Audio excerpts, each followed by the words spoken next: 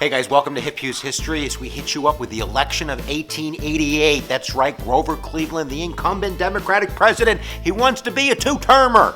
But we're going to see if Republican Benjamin Harrison has something to say about that. So giddy up for the learning, guys. Go strap on your boots of education, and let's see if we can't go get her done right now.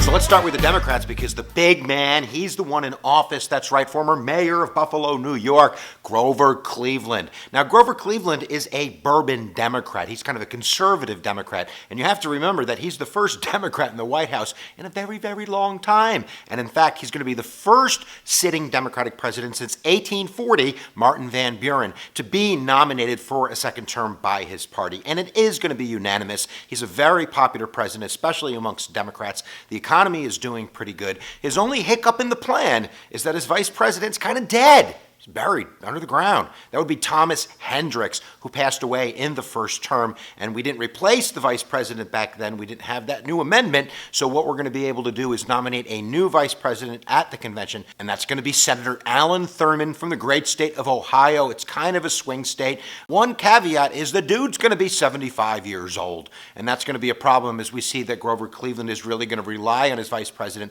to be kind of his speaking mouthpiece across the country. And being 75 back in 1888 was being like 110 today. But either way, the Democratic positions are pretty solid. They don't really believe in the tariff. They say that an unnecessary tax is an unjust tax. So this is a southern-based party, even though Grover Cleveland is from the north. So tariffs generally is seen in the South as being a negative because they're supposedly paying the higher prices that tariffs create to protect northern manufacturers. Ugh. The other position that he's going to take is going to be basically to oppose union pensions. The Democrats believe in a very limited government and lowering spending, so that's going to create a little hiccup in the plan for re-election because there seems to be a lot of veterans and they don't like not getting paid. They believe in statehood for Western territories, and they believe in the gold standard. These are hard money Democrats. They don't like the idea of inflation, of creating more money out there. They think that's kind of too much involvement by the government. This is Jeffersonian democracy. They believe in a limited, small government, states being empowered to solve their own local problems. So guys, let's take a look at the Republicans because you know they're itching to get back into that White House. Let's take a look at the Republicans. It's going to be a little bit more competitive on their side of the aisle. First, we have James Blaine, who lost to Grover Cleveland in 1884. Might have had a little bit of corruption in his background. He drops out early, even though he's the front runner. He doesn't want to risk it again. He doesn't want the Republicans to lose. But we had John Sherman of the Sherman Antitrust Act, which hasn't happened yet, from the great state of Ohio. Russell Alger, the former governor of Michigan, a whole host of others. But really, when James Blaine dropped out, he endorsed two candidates, John Sherman and General Benjamin Harrison. That's right, he is the grandson of William Henry Harrison, the dude who didn't wear his coat and might have killed Tecumseh and created that whole legend. I'm getting off task. You can check it out in the description below if you want to learn more. But at the end of the day, it's going to take about 8 rolls before Benjamin Harrison becomes the nominee. And what really kind of put him to the forefront is not only is he from the swing state of Indiana, but he's also a Union veteran. And with Grover Cleveland talking about cutting union pensions, having a former Union soldier out there on the front of the ticket is going to be pretty beneficial for the Republicans.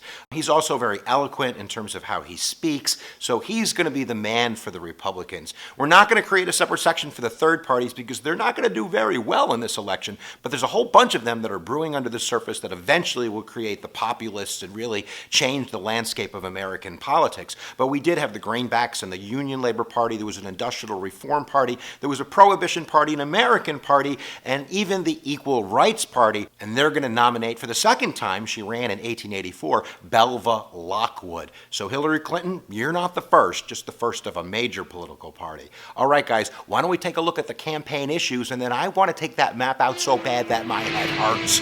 All right, here we go.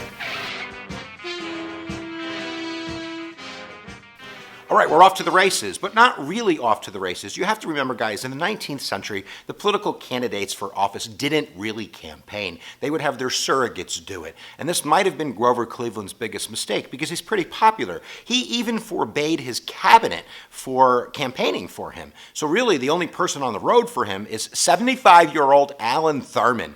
What an energetic, dynamic speaker he must have been at the ripe old age of 75. So that's probably not the best decision for Grover Cleveland. But in terms of issues, economic issues, we have the gold standard. And even though both candidates favor the gold standard, it is the Republican Party with politicians like John Sherman who are pushing for things like the Sherman-Silver Act, which are going to, in a sense, create some inflation by creating more money out there for loans and for the taking. But Grover Cleveland is called a bourbon Democrat. Even though he's from the North, he believes that the gold standard and hard money principles are the best thing for the people to keep the government out of the business of creating artificial monetary policies and such like that. Of course, tariffs is the other huge issue in this ballpark, and this really does divide the candidates. In December of 1887, Grover Cleveland, in his State of the Union address, said that any unnecessary taxation is an unjust taxation, specifically pointing out the tariffs. And you have to remember, the basic idea is tariffs are taxes on imports,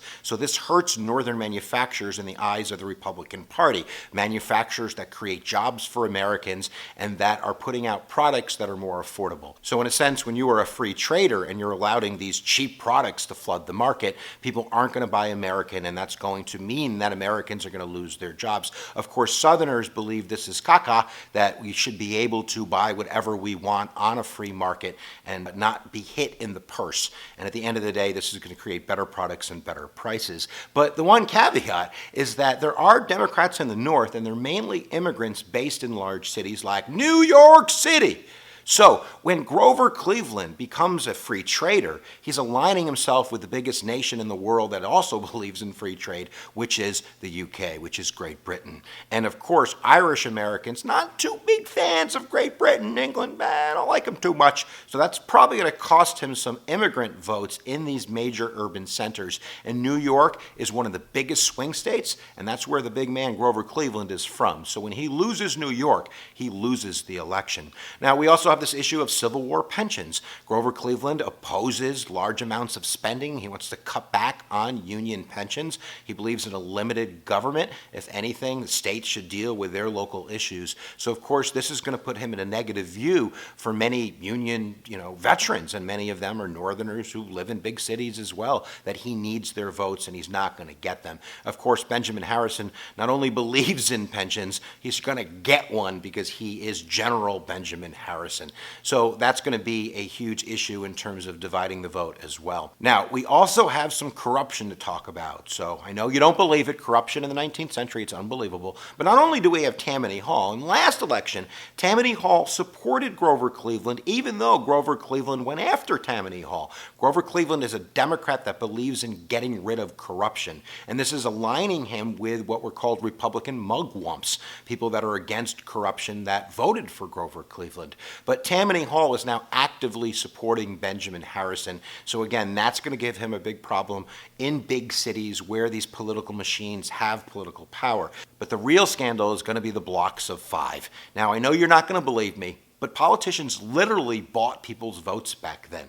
Ballots were printed by the political parties, and if somebody didn't know who to vote for, you could give them 2 bits, and they'd vote for who you wanted to. Actually, really, like $2 would buy you a vote. So we have a dude by the name of William Wade Dudley, and he is the treasurer of the Republican Party. He's from Indiana, and his job in Indiana was literally to go after Democratic voter suppression and corruption. But this time, it's going to be he who is guilty, and he issues a letter to all of the party county chair people that's called the Blocks of 5 letter. And basically what he did was he chopped up Indiana, which is a swing state, a very important swing state, and he chopped it up into 5 blocks. And he put a chairman in charge of each block with a huge amount of money, and their job was to go out and find floaters. Floaters were people who would sell their vote, and basically they're trying to buy the election. And of course this letter is going to be intercepted by the Democratic Party, and it's going to be printed, and everybody's going to know about it. So this is going to energize the Democratic Party, but not enough. And at the end of the day, it's one of the reasons that we're going to move to secret balloting that's not going to be in charge by the political party because there's too much room for corruption. The other kind of scandal or delicious issue that's kind of affecting this election is called the Murchison letter. Now, the Murchison letter was actually written by a guy by the name of George Ousgoodby, and I just butchered someone's name. So for his his relatives, I apologize. But he wrote a letter to Sir Lionel Sackville West, who was the British ambassador to the United States, under false pretenses. He said that he was a former British citizen, he was now an American citizen living in California, and he wanted to know who would the British vote for. And of course, the letter that comes back to him says, vote for Grover Cleveland. Remember that free trade issue. And the Republicans are going to use that letter in the papers to influence the Irish American vote in these large urban centers, saying, see, if you vote for Grover Cleveland, you love the Queen of England. How about that? So that's going to affect the election as well. So those are your major issues. Now we're going to go and have an election day, and then we're going to get a big map out, and we're all going to clap as we look at it and understand who won and why they won. So why don't we start off with the popular vote? Benjamin Harrison, the Republican from Indiana, is going to win about 5.4 million votes. But Grover Cleveland, the guy from New York, he's going to win 5.5 million votes. So we have our winner in Benjamin Harrison. Let's take a look at the electoral map. Now, this is going to be one of 4 electoral contests where the popular vote is not going to pick the true winner. The electoral vote ends up being 233 electoral votes for Benjamin Harrison and 168 electoral votes for Grover Cleveland. At the end of the day, Grover Cleveland can't win his home state of New York.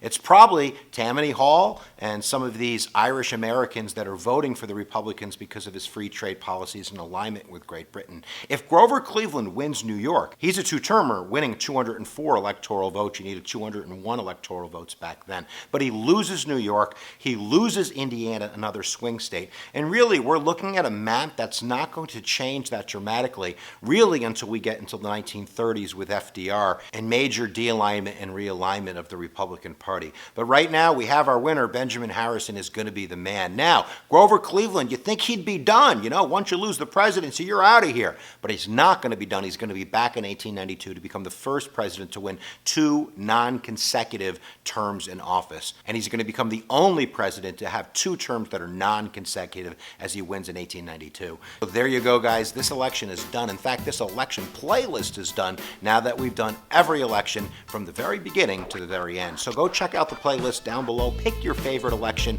and see if you can be a winner. So guys, I'm going to say it because I say it at the end of every video because I mean it with all my heart. Where attention goes, energy flows. We'll see you guys next time that you press my buttons.